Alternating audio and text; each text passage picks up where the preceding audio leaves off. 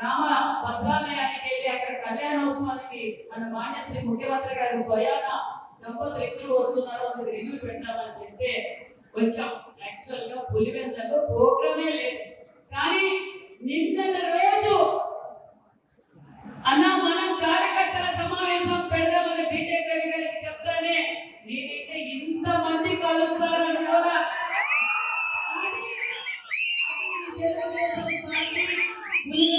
ఉన్న సత్తా అనే విషయం మరొక్కసారి నేను నిరూపించాను. గోపాల్ రెడ్డి గారికి పులివెందుల నుంచి కూడా మెజార్టీ వచ్చింది. రెండోసారి నేను 30 ఏళ్ళు నేను రాయలసీమ బిడ్డ అని చెప్పి ఒక్కసారి ముఖ్యమంత్రి అయ్యే లోపల 93,000 ఉన్న మెజార్టీ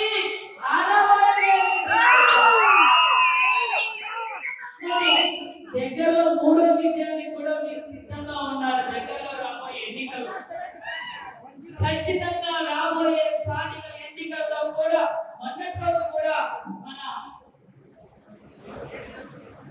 మన జెండా ఎగిరేశాం. దగ్గరలో రాబోయే స్థానిక ఎన్నికల్లో కూడా మీ ఉత్సాహం చూస్తూ ఉంటే మీ పట్టుదల చూస్తూ ఉంటే ఖచ్చితంగా మనం ఇక్కడ కూడా స్థానిక ఎన్నికల్లో జెండా ఎగరబోతున్నాం.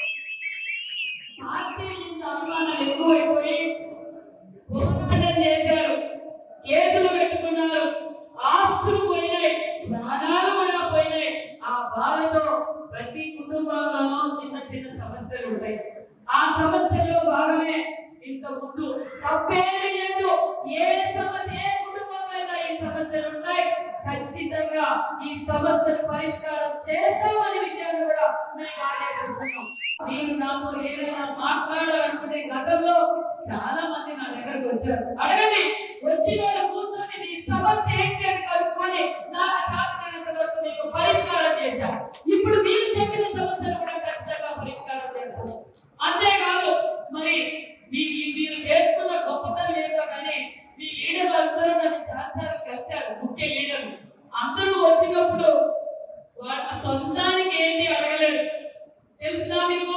మా పులివెందులకు ఇది కావాలి, మా స్కూల్ పూర్తి చేయాలి, మాకు డెవలప్మెంట్ జరగాలని అడిగారే తప్ప మీ నాయకులు మా ఇంటికి ఇది కావాలి, నాకు ఇది కావాలని ఎవరు అడగలేదు. నిజంగా మీ అందరూ అదృష్టవంతులు. ప్రస్తుతం పెట్టించిన నాయకులతో నిజంగా ఇక్కడ చాలా పోరాటం చేశారు.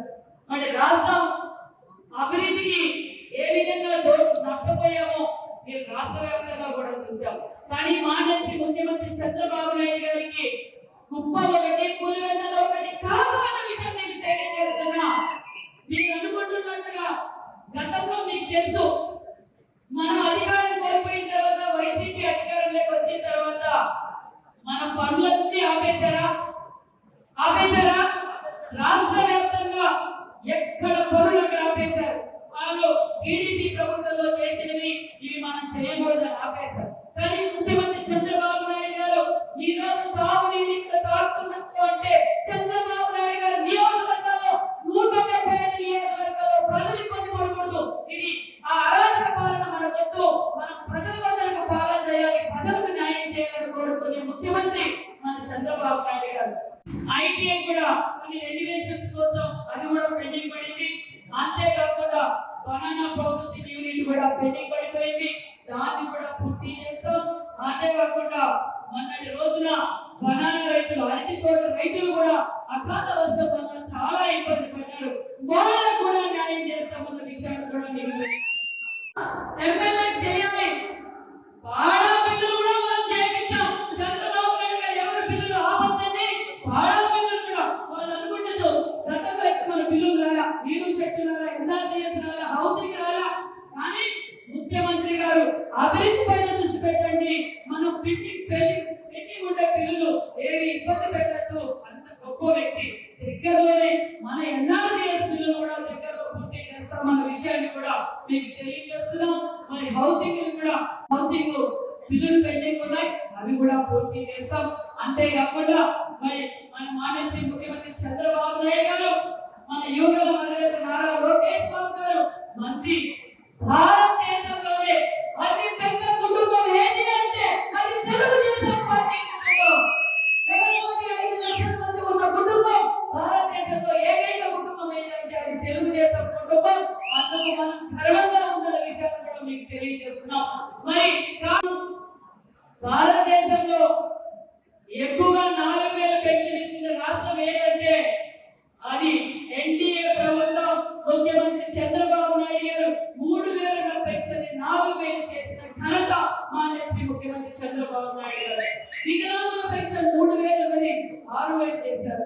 100% పెట్టేట వాళ్ళని 5,000 నుండి 15,000 చేశారు. అంతేకాకుండా ఉచిత ఇసుక చేశారు. అన్నాక మనం 20,000 రూపాయలు ఇవ్వబోతున్నాం. మన అభివృద్ధి ధ్యేయంగా పనిచేస్తున్నాం. ఖచ్చితంగా చంద్రబాబు నాయుడు గారికి గొప్ప 175 కాన్స్టిట్యూన్సీలు అంతేన విషయం మరొకసారి మీకు అందరికీ తెలియజేస్తున్నాం. మరి ఉన్నాయి అనుకుంటే ఖచ్చితంగా నన్ను ఏ టైం అయినా మీరు ఫోన్ చేయొచ్చు. నాతో పర్సనల్ గా కూడా నన్ను కలవచ్చు అని కూడా ఈ సభాముఖంగా మీకు అందరికీ తెలియజేస్తున్నాం. మరిన్ని వీడియోస్ కోసం ఛానల్ ని సబ్స్క్రైబ్ చేయండి. లేటెస్ట్ అప్డేట్స్ కోసం వాట్సాప్ ఛానల్ ని ఫాలో అవ్వండి. ఆ లింక్ డిస్క్రిప్షన్ లో ఉంది.